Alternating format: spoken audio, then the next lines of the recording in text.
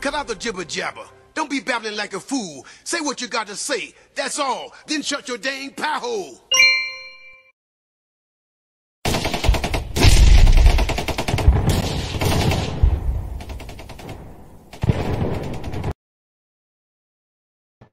Yes, the sound of machine gun fire, the sound of ordnance going off, the sound of screaming jets, and the thumping of helicopter blades is live. Well, it's live in Ukraine. Tell you what, folks, we've talked about it. Are you prepared? Here I am aboard the U-308. I'll probably be off of this thing very soon. I think we're coming up to periscope depth to take a look around. What the heck is going on, folks? Well, we came to periscope depth and discovered that the Doomsday Plane, well, that's the United States military plane. It's taken off from MacDill Air Force Base, right? The Doomsday Plane. It's so that, you know, the government can command and control what's going on to the best of its ability, its own country and forces, while from the safety of the air. Right, the Doomsday Plane is taken off. So I got some questions, folks. And you know me, I like satire. I want to illustrate some things by being a smart aleck. Ask some real questions.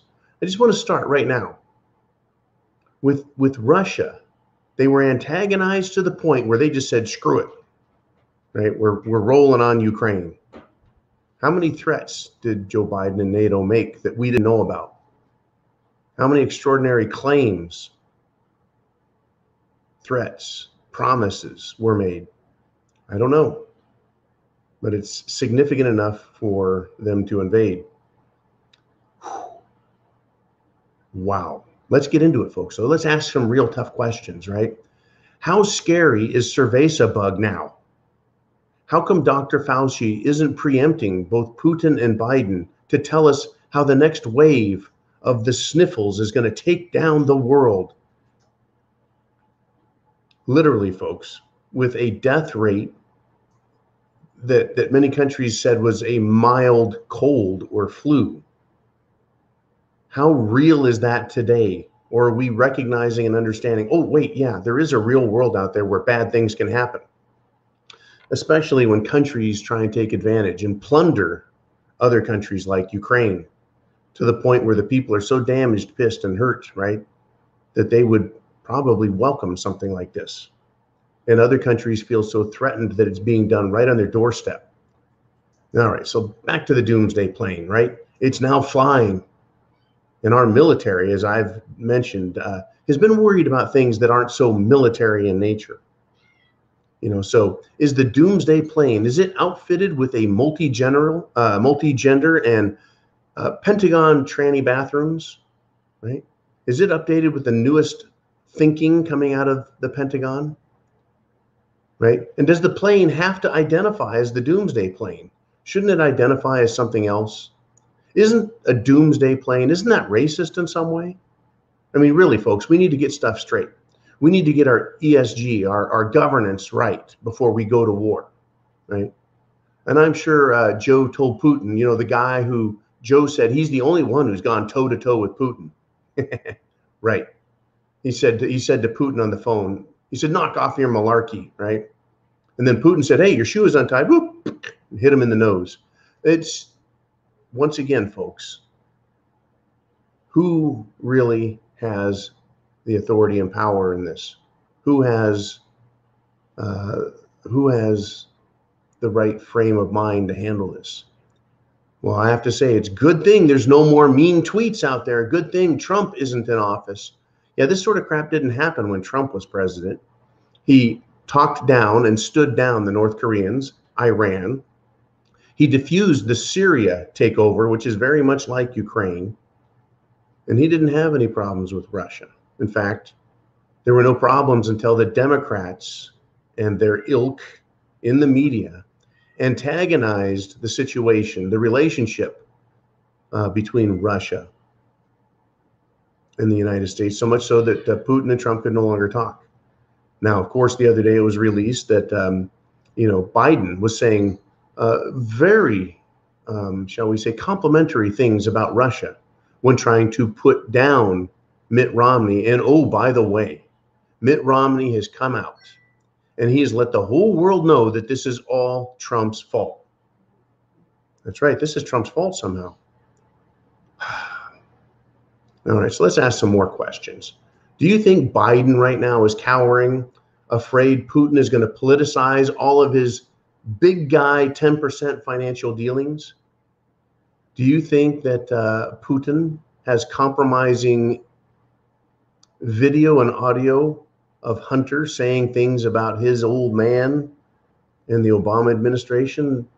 Is that why, Biden is not sure what to say yet and won't come on and talk to the people till 24 hours approximately after the Ukraine is invaded? No response until this afternoon from Biden? Nearly 24 hours, really? That's leadership? So what did Ukraine, Biden, and NATO do to antagonize or threaten Russia? What did they use to threaten them with? Did they threaten that they would invade? I guess we'll find out in some time, right? Right. Oh, by the way, folks, I want you to understand this. As a historical aside, as a note, Hitler was mainly concerned with communist Russia, the Soviet communists, until Poland and other nations in the West antagonized Nazi and he invaded Poland. Buckle up, folks. This is going to be at the very least interesting. And oh yeah, maybe you might want to be prepared and have some extra food on hand. Means of self-defense. Right now, if there's someone who's very thankful over this invasion, it would be none other than Trudeau. That's right, Trudeau, leader of Canada, is probably very thankful the world isn't focused on him now and his authoritarian takeover of his own country. Trudeau is likely considering reestablishing his emergency act, his special emergency powers, just in case some wacky Canadians set up another bounce castle in Ottawa. You see the difference between concerns here? Putin and the West fighting over Ukraine and bringing in military, plundering the nation. Trudeau is worried about a bounce castle and some trucks parked where he doesn't like it. I mean, the emergency powers could be activated, could they not? Over something like an invasion of Canada by Russians. But he was more concerned about truckers and thinking that was the worst thing Canada will ever face. Hang on to your hat, you little hypocrite, Trudeau. More is coming your way. Now, maybe Biden can tell Putin how he fought against the commies in World War VIII back in 1776, and then he single-handedly beat up Ivan the Terrible, Russia's leader. So come on, man. Let's go get an ice cream cone. And what I just did was demonstrate the ridiculous crap we've had to put up with coming out of the White House and Dementia Joe. Lying about all that he has done his whole life, making up stories and bullshit left and right. So by saying that, yeah, he could come out and say he fought against commies in World War VIII back in 1776, and that he beat up Ivan the Terrible, right? He can be out of time, out of touch, out of context, and out of his mind. And then go get an ice cream cone, and that'll fix everything. I think that may be the Biden administration's plan. Folks, I thought the Jim Jones juice would protect the world from invading foreign bodies. Oh, wait, that's the other lie. That's the other lie. It was supposed to be effective and safe protection against invading bodies, but, literally invading another country with bodies, the bodies of soldiers. I guess the JJJ, the Jim Jones juice, won't help there.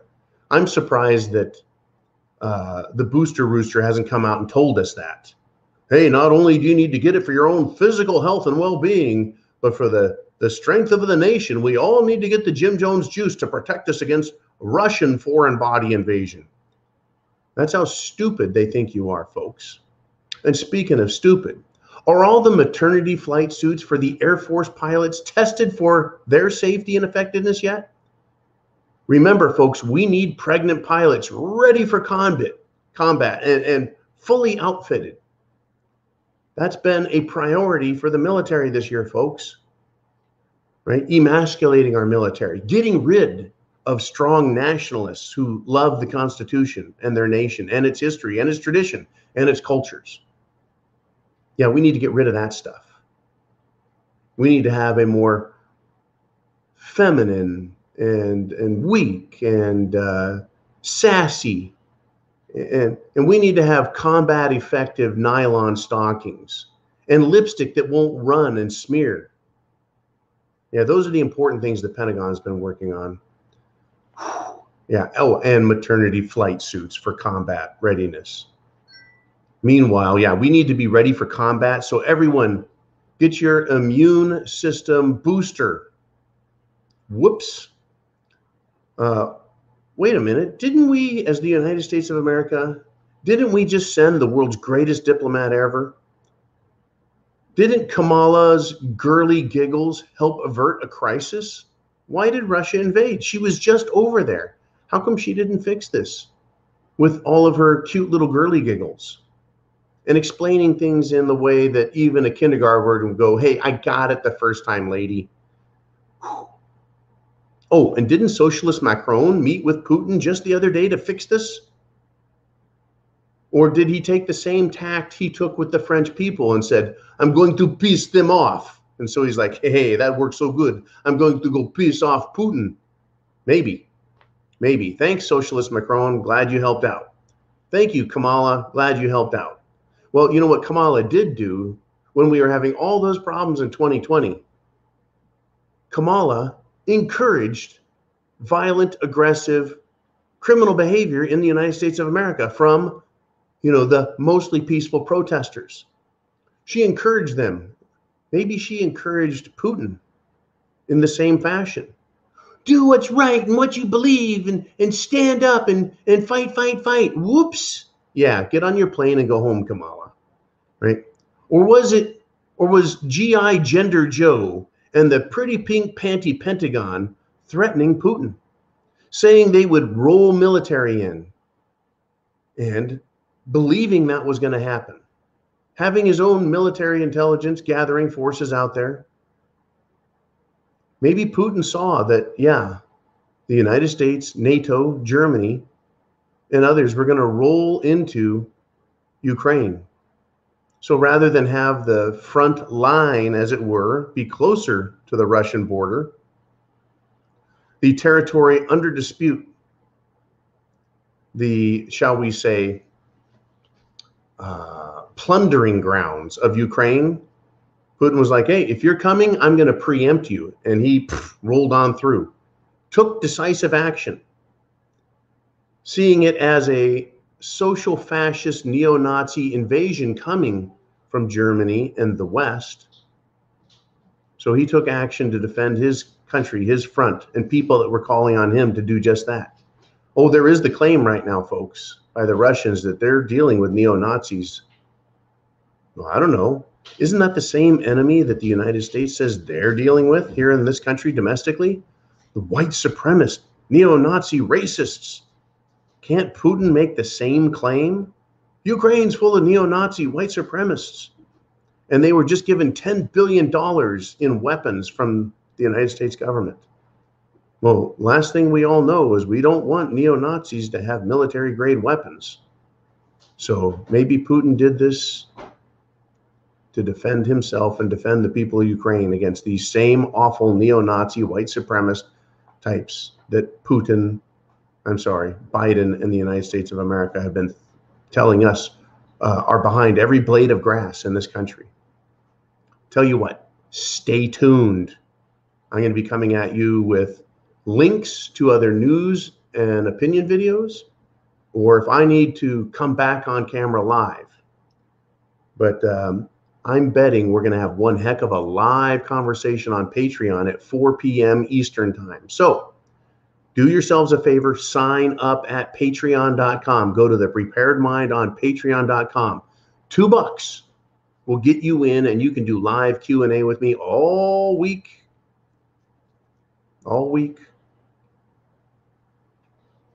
It's going to be a mess, folks.